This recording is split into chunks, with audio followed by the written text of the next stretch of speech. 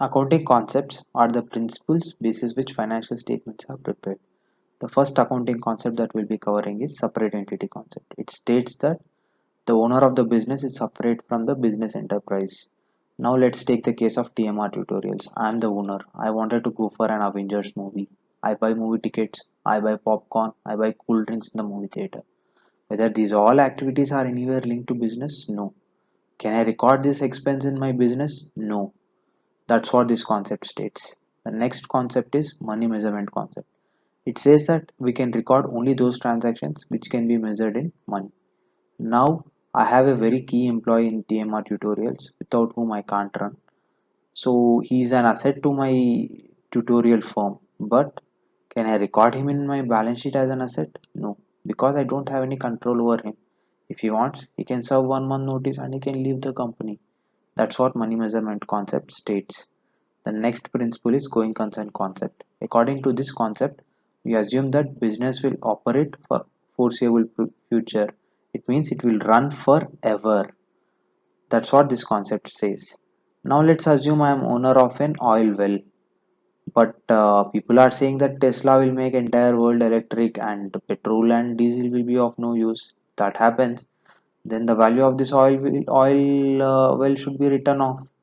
So that's what this going concern concept states. But this is a hypothetical scenario that Tesla will make the entire world electric cars kind of thing. It may or may not happen. But as on current date, oil and petrol has a very good value. The next concept we'll be covering is cost concept.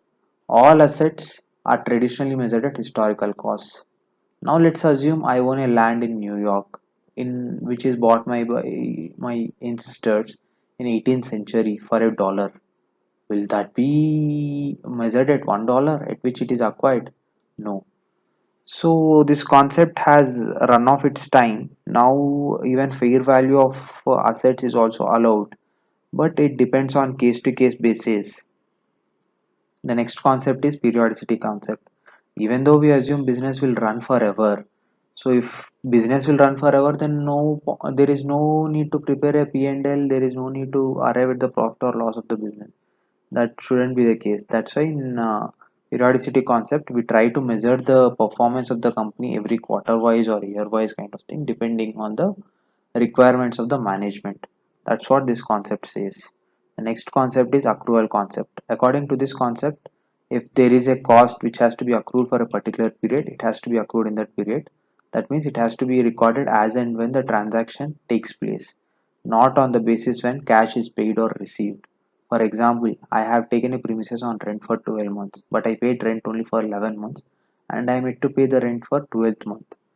But when closing my books as per periodicity concept for 1 year, I should record the 12th month rental as my cost as per accrual concept. The next concept is consistency. In order to achieve comparability of the financial statements, we need to prepare the financials in a consistent basis. That is, the principles that we have applied in the previous year should be same as the principles that are applied in the current year. Otherwise, we can't compare these results.